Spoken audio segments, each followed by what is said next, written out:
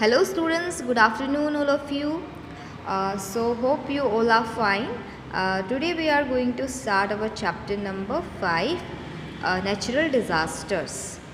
So students, disaster means what? Disaster are the effects which damage the natural sources and these effects occurs naturally. ठीक है, वो naturally होता है, means अपने आप ही होता है, हम जो है वो उसको कोज नहीं करते.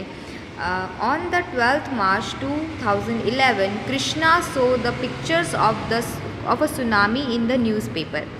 ठीक है, तो न्यूज़पेपर में आपको पता है कि इस तरह की जो मतलब इंसिडेंट्स होते रहते हैं उसके बारे में न्यूज़पेपर में आता है.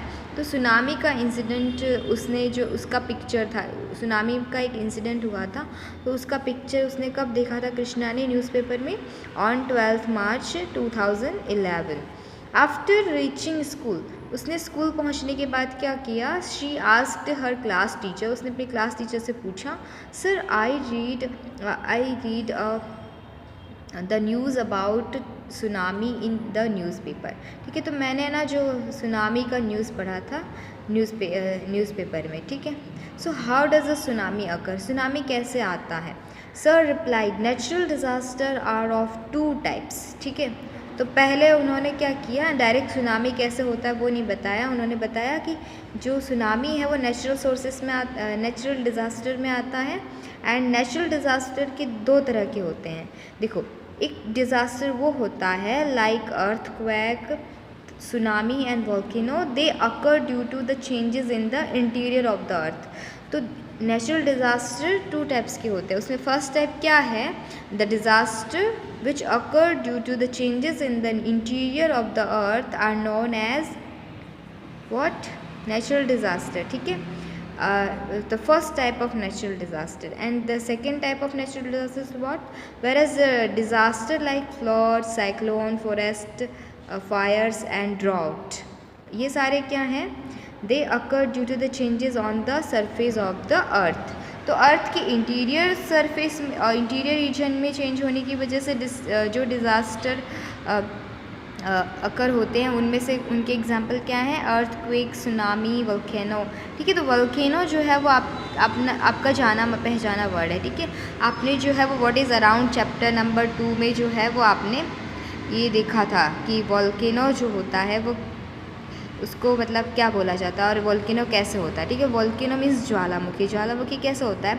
जब अर्थ के इंटीरियर रीजन का प्रेशर और अर्थ के आउटर रीजन का प्रेशर इक्वल नहीं रहता. मीन्स जो है वो अर्थ के इंटीरियर रीजन का प्रेशर जो है वो more than pressure of the outer surface of the अर्थ. मतलब जब सरफेस की आउटर सरफेस का जो अर्थ की जो आउटर सरफेस का जो प्रेशर है वो अर्थ की इंटीरियर रीजन के प्रेशर से कम होता है. मींस इंटीरियर का प्रेशर ज़्यादा होगा तो वो प्रेशर क्या होगा? बाहर की तरफ आएगा. ठीक है, इंटीरियर रीजन में प्रेशर ज़्यादा हो जाता है तो वो प्रेशर बाहर की तरफ आता है.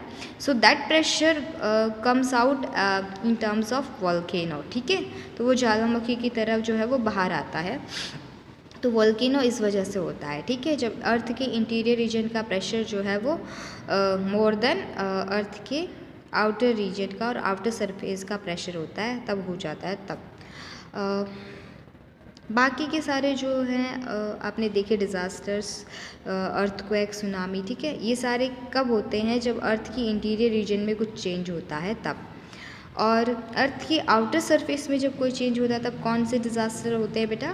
Flood, cyclone, forest fires, droughts. Drought क्या होता है? देखो, फ्लड का उल्टा. फ्लड पे क्या होता है? सब कुछ बह जाता है, बहुत ज़्यादा रेनफॉल हो जाता है तब. और ड्राउट में क्या होता है? बहुत ही लो रेनफॉल होता है. ठीक है, सब कुछ सूखा हो जाता है. मीन्स बारिश होती ही नहीं है. तो बारिश नहीं होगी तब भी जो है वो एग्रीकल्चरिंग नहीं हो पाएगा.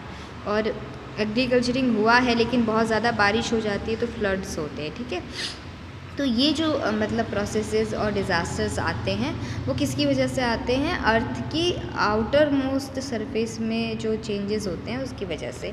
तो अब हम जो है वो इन्हीं डिज़ास्टर में से कुछ डिज़ास्टर्स को जो है वो डिटेल में पढ़ेंगे. तो पहले हम अर्थक्वेक के बारे में पढ़ेंगे.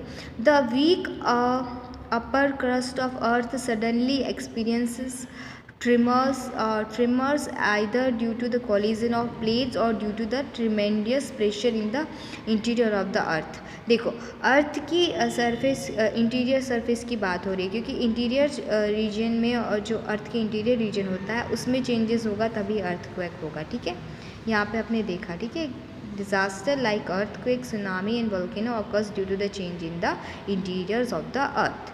तो इसी वजह से अर्थ की इंटीरियर रीजन में सडनली क्या होता है, अर्थ जो है वो ट्रिमर्स यानी झटके जैसे आते हैं। ठीक है, अर्थ को झटके जैसे लगते हैं, तो वो हम ट्रिमर्स को एक्सपीरियंस करते हैं। अर्थ में जब झटके लगते हैं तो हमें ऐसा लगता है कि यहाँ पे ट्रिमर्स आ रहे हैं। ठीक है, और ये ट्रिमर्स किस वजह से होते हैं बेटा, due to the collision of plates. तो प्लेट्स मीन्स वो खाने वाली प्लेट नहीं। ठीक है, जो प्लेट्स होती है डिशेज, मतलब जो अर्थ की ये जो अर्थ की इंटीरियर रीजन है ना, इसमें ये उसकी सरफेस होती है अलग अलग पट्टे से बने होते हैं। ठीक है, उसका इंटीरियर रीजन में भी काफ़ी अलग अलग तरह के लेयर्स होते हैं, तो उन लेयर्स के बीच में जो है वो कोलिजन होता है। And due to these tremendous pressure, और उसमें जो है वो ट्रिमेंडियस यानी बहुत ज़्यादा प्रेशर हो जाता है, तो भी क्या होता है, उसकी अर्थ का इंटीरियर रीजन जो है वो हमें ट्रिमर्स को एक्सपीरियंस करवाता है, यानी झटके जैसे हमको लगते हैं। Waves and tremors of earthquake originate from the hypocenter which is deep down below the surface of the earth। देखो अब ये जो ट्रिमर्स और वेव्स यानी झटके जैसे लगते हैं, आपको ऐसा तरंग जैसा महसूस होता है, वेव्स आते हैं, तो ऐसा किस वजह से होता है, ये अर्थक्वेक को मतलब क्या करते, अर्थक्वेक में जो झटके और वेव्स आते हैं वो किस वजह से ओरिजिनेट होते हैं और कहाँ से ओरिजिनेट होते हैं, हाइपोसेंटर से ओरिजिनेट होते हैं, which is the deep down below the surface of the earth. तो अर्थ के बिल्कुल सेंटर में और बिल्कुल नीचे का जो मतलब सरफेस होता है, डीप डाउन। ठीक है, एकदम बिलो सरफेस ऑफ द अर्थ, उसको हाइपोसेंटर बोला जाता है। सच सडन शेकिंग और ट्रेम्बलिंग, ठीक है, ट्रेम्बलिंग या फिर शेकिंग जब आप करोगे तो ये सब जो शेकिंग और ट्रेम्बलिंग होता है इज़ नोन एज अर्थक्वेक। तो वेव्स आते हैं, उसके बाद जो है वो ट्रिमिंग की वजह से शेकिंग होता रहता है। ठीक है, और ट्रेम्बलिंग होता है, तो ये जब होता है तो इसको क्या बोला जाता है, earthquake. Earthquake waves are created from the epicentre during the process of an earthquake. तो अर्थक्वेक, अर्थ की जो एपीसेंटर होता है वहाँ से जो है वो वेव्स क्रिएट होते हैं अर्थक्वेक से रिलेटेड, और उसी प्रोसेस की वजह से जो है वो अर्थक्वेक होता है। Earthquake occurs due to internal disturbance in the earth. तो अर्थ में कुछ इंटरनल डिस्टर्बेंस होते हैं। ठीक है, ट्रम्बलिंग होता है, वेव्स आते हैं, तो उसकी वजह से जो है वो अर्थक्वेक होता है। यहाँ पे एक पिक्चर शो किए गए हैं दो तरह के। देखो 5.1 में क्या शो किया गया, the disturbance on surface due to the earthquake. तो अर्थक्वेक की वजह से ये डिस्टर्बेंस आता है। देखो ये एपी सेंटर है, ठीक है, और ये हाइपोसेंटर है, और फोकस जिसको बोलते हैं, यानी कि मिडल में। ठीक है, ये फोकस है और ये एपिक सेंटर है। जब ये दोनों जो है वो ऊपर नीचे हो जाते हैं, ठीक है, लेवल में नहीं रहते हैं। ठीक है, देखो पहले हाइपोसेंटर यहाँ था और एपिक सेंटर कहाँ होता है, यहाँ पे। ठीक, और ये हाइपोसेंटर है, तो ये देखो हाइपोसेंटर नीचे आ गया, एपिक सेंटर थोड़ा इधर खिसक गया और ऊपर भी चला गया। तो ये दोनों जो है वो लेवल में नहीं रहते, तब जो है वो डिस्टर्बेंस हो जाता है अर्थ की सरफेस में, इंटरनल सरफेस पे। And these are the scenes of destruction due to earthquake. अब देखो ये ना, मतलब ये तो इंटीरियर रीजन का बताया गया, लेकिन इंटीरियर रीजन का आउटर रीजन पे क्या डिफेक्ट हो रहा है वो देखो। अब ये जो बिल्डिंग्स वगैरह बनी रहती है वो अर्थ के आउटर रीजन पे बनी रहती है, आउटर सरफेस पे। तो देखो ये बिल्डिंग जो है वो अर्थक्वेक की वजह से गिर जाती है। जो बिल्डिंग मजबूत नहीं होती हैं तो वो अर्थक्वेक में जो वेव्स और ट्रिमर्स आते हैं उसकी वजह से वो क्या हो जाती है, गिर जाती है। ठीक है, तो इस तरह का डिस्ट्रक्शन जो होता है वो कोज होता है। The waves of earthquake spread outward from the epicentre. देखो अब ये पूरी प्रोसेस को हम डिटेल में पढ़ेंगे कि किस तरह से अर्थक्वेक होता है। तो जो वेव्स होती हैं जो अर्थक्वेक के दौरान आती है वो क्या करती है, स्प्रेड हो जाती है, फैल जाती है बाहर की तरफ, फ्रॉम द एपीसेंटर।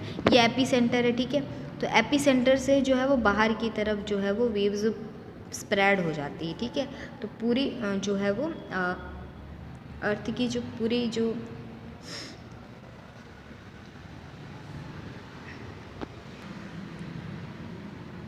अर्थ के पूरे इंटीरियर रीजन से जो है वो वेव्स बाहर आके फैल जाती है सब जगह पे, और सब जगह वेव्स और ट्रिमर्स जो होते हैं वो अपना डिस्ट्रक्शन और जो भी अपना रिएक्शन है वो दे रहे होते हैं उसके according.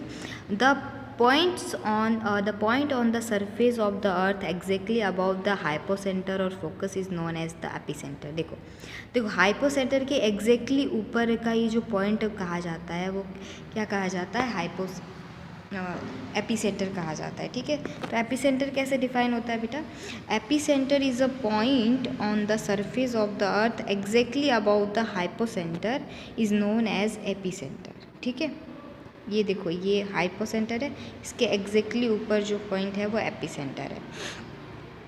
The intensity of the earthquake The intensity of the earthquake is felt the maximum around the epicenter। तो जो भी मतलब अर्थक्वेक की इंटेंसिटी होगी वो एपीसेंटर के आसपास, यानी कि बहुत ज़्यादा, मतलब एपीसेंटर के क्लोज में जो है वो कितनी मतलब इंटेंसिटी जो होती है अर्थक्वेक की वो बहुत ज़्यादा होती है। फिर उससे जैसे जैसे एपीसेंटर से दूर जाएगी वैसे वैसे वेव्स और जो ट्रिमर्स जो होते हैं वो कम होते जाते हैं। ठीक है, तो इसी वजह से जो अर्थक्वेक के टाइम पे हर पूरे वर्ल्ड में जो है वो अर्थक्वेक के झटके जैसे नहीं लगते। ठीक है, किसी पर्टिकुलर प्लेस पे ही जो है वो मतलब ऐसा अर्थक्वेक के झटके आते हैं। मींस अगर वो ट्रिमर्स और वेव्स ज़्यादा पावरफुल नहीं है तो वो ज़्यादा दूर तक नहीं जाएंगे, वो कुछ दूरी तक ही जाएंगे। ठीक है, क्योंकि अर्थ एपीसेंटर के पास में जब रहेंगे तब जो है वो ट्रिमर्स पावरफुल होंगे, उनकी इंटेंसिटी ज़्यादा होगी।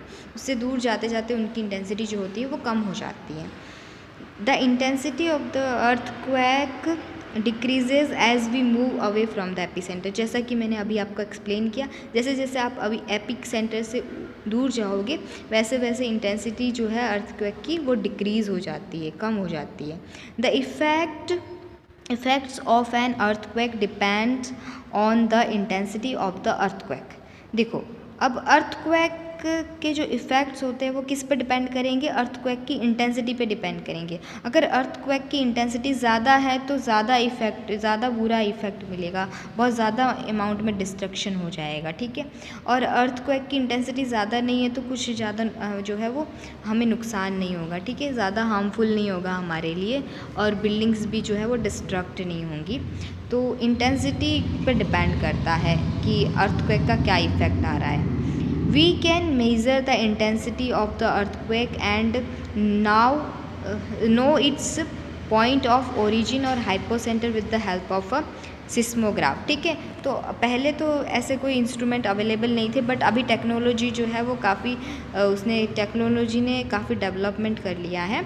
तो साइंस और टेक्नोलॉजी की डेवलपमेंट की वजह से हमारे पास एक ऐसा इंस्ट्रूमेंट है जिसको सिस्मोग्राफ कहा जाता है, और उसकी हेल्प से हम क्या कर सकते हैं students, we can measure the intensity of the earthquake की इंटेंसिटी को मेज़र कर सकते हैं, और ओरिजिन और हाइपोसेंटर का पॉइंट कहाँ पे है वो भी हमें पता चल सकता है। ठीक है, तो उस पॉइंट को जो है वो हम किसी भी तरह से लेवल में लेने की कोशिश करेंगे जिससे जो है वो ट्रिमर्स और वेव्स जो होते हैं, ट्रिमेंडियस वेव्स और ट्रिमर्स जो होते हैं वो दूर तक जो है वो फैले ना, स्प्रेड ना हो। ठीक है, अगर वो ज़्यादा दूर तक स्प्रेड होंगे, ठीक है, ज़्यादा रीजन को जो है वो अफेक्ट करेंगे तो इससे जो है वो काफ़ी बुरा इफेक्ट मिल सकता है हमें।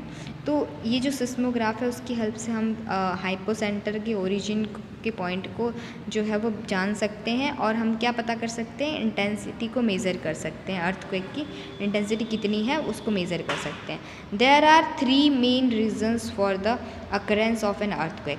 अब देखो अर्थक्वेक क्यों होता है, कैसे होता है वो तो हमने देख लिया, बट एक्चुअली में इनके जो मेन रीजंस है अर्थक्वेक के अकरेंस के वो क्या है। फर्स्ट उसमें है earthquake caused bye volcanic eruption. ठीक है, वॉल्केनिक इरप्शंस क्या होते हैं, मैंने बताया था प्रेशर के बारे में, इंटीरियर प्रेशर ज़्यादा हो जाता है तो उसको वॉल्केनिक इरप्शन कहा जाता है, तो उसकी वजह से भी अर्थक्वेक होता है।